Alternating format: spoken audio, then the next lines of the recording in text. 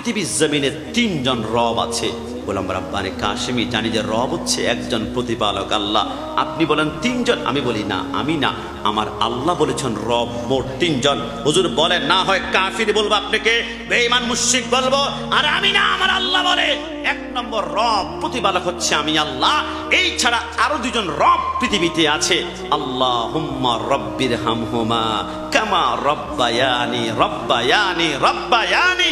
আমার আল্লাহ বলে কুদরতি ভাবে আমি আল্লাহ লালন পালন করি, কিন্তু দুনিয়াতে খাওয়ায়, পড়ায়, প্রস্রাব পায়খানা পরিষ্কার করে তোমাকে মানুষ করে প্রতিপালন করে আরো দুজন রব, একজন মা আর একজন বাবা। একটু জবান খুলে বলে সুবহানাল্লাহ। যুবক ভাইরা করজোরে প্রার্থনা করি, আব্বা আম্মার সাথে গাদ্দারি করিও না। জীবনে যত আমল করো, নামাজ পড়ো, বরবাদ হয়ে যাবে সব কিছু। কারণ রাসূলুল্লাহর সামনে একজন সাহাবী এসে বলে, নবী কষ্ট নিবেন না, আমি নিয়ত করেছিলাম মক্কা যদি বিজয় হয়ে যায় তাহলে একবার হলো মদিনা থেকে মক্কা গিয়ে কাবার চৌকাটা চুমা খাবো, কিন্তু 1 বছর চলে গিয়েছে নবী, এখন কাবার চৌকাটা চুমু খাবো, মদিনা থেকে মক্কায় যাব, টাকা নাই, পয়সা নাই, অর্থ নাই, সামর্থ্য নাই, আমার কি মনের আকাঙ্ক্ষা তামান্না পূর্ণ হবে না? আমার রাসূল বলে, সত্যিকার অর্থে বলো, তোমার ঘরে কি তোমার মা আছে, তোমার বাবা আছে? নবী আছে তো। আমার নবী বলে, একটা দৌড় দিয়ে গিয়ে আব্বা আম্মার কদমে 2টা ঠোঁট লাগিয়ে একটা চুমা দাও। আব্বা আম্মার কদমে চুমা দেওয়া মানেই হচ্ছে কাবার চৌকাটা চুমু খাওয়া। জোরে বলে সুবহানাল্লাহ। আমার যুবক ভাইরা, কোন মার কথা বলছি বিশ্বাস করো, একজন মায়ের পেটের ভিতরে সর্বোচ্চ খালি জায়গা 10 ইঞ্চি জায়গা।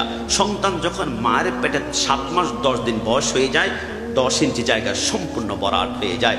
এরপরে দেখবেন মার পেট আস্তে আস্তে বড় হয়ে যায়। 3 পিস আগেরটা আর গায়ে লাগে না, মেক্সি আগেরটার গায়ে লাগে না, কাপড় আগেরটার এখন গায়ে লাগে না, মার পেটটা বরাট হয়ে যায়। বৈজ্ঞানিকরা বলে 7 মাস 10 দিন পরে যদি মার পেটটা 10 ইঞ্চি সম্পূর্ণ বরাট হয়ে যায়, কিরে সন্তান তো মায়ের পেটে আরো 3 মাস থাকতে হবে, 3 মাসে 3 ইঞ্চি লম্বা হবে, তো মার পেটে জায়গায় তো নাই, নাকি মার পেটটা আবার ফেটে যায়, কলিজা নাকি আবার ফেটে যায়। আমরা মাইক্রোস্কোপ নামক একটা যন্ত্র মায়ের পেটের মধ্যে লাগিয়ে আমরা দেখি 1 মাস পরে কি হয়, দেখবো তো কি হয়, দেখবো তো কি হয়, দেখবো তো।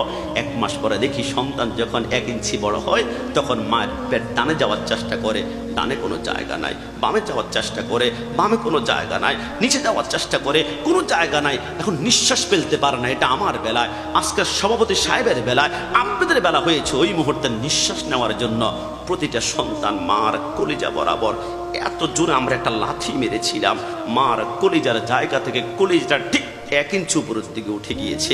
ওই দিন মার মুখে খাওয়া ছিল, খাওয়া পড়ে গিয়েছে, মুখে পানি ছিল, পানি পড়ে গিয়েছে, মা যেইখানে দাঁড়ানো ছিল ওইখান থেকে চিত হয়ে শুয়ে পড়ে গিয়েছে। স্বামীকে বলেছিল, আমি মনে হয় আর বাঁচবো না, আমার কলিজা অন্য দিনের চাইতে আজকে টন টন করে বেশি কেন ব্যথা করে, আমার কলিজা মনে ফেটে যাবে।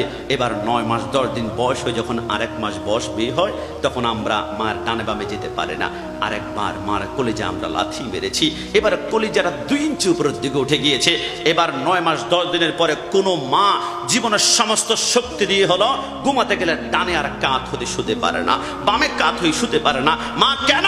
মা বলে, কসম খোদার, আমি ডানে বামে কাত হলে মনে হয় আমার কলিজা ফেটে এখন আমার শরীর থেকে বের হয়ে যাবে। আমার কলিজা যে এখন 2 ইঞ্চি উপরের দিকে বাবা, আমি মনে করেছিলাম মার কলিজায় 1বার 2বার লাথি মেরেছি, কিন্তু বৈজ্ঞানিকরা বলে যে সন্তান মার কলিজায় সবচেয়ে কম লাথি মেরেছে। দুনিয়াতে আসার পূর্বে সর্বনিম্নে প্রত্যেকটা সন্তান 4,500 বার 4,500 বার লাথি মেরেছে। বৈজ্ঞানিকরা বলে, তোমরা মনে করেছো লাথিগুলা মনে হয় আস্তে আস্তে, না, সর্বনিম্নে যে লাথির ব্যথা ছিল, ওই সর্বনিম্নে একটা লাথির ব্যথা কেমন জানো? চট্টগ্রাম ইপিজেডে হাঁটতে গিয়ে কোন ট্রাকের নিচে অ্যাক্সিডেন্ট যদি হয়, তোমার শরীরের 38টা হাড্ডি যদি একসাথে ভেঙে যায়, যেমন কষ্ট হবে তার থেকে একটা লাথির কষ্ট 70 গুণ বেশি ছিল।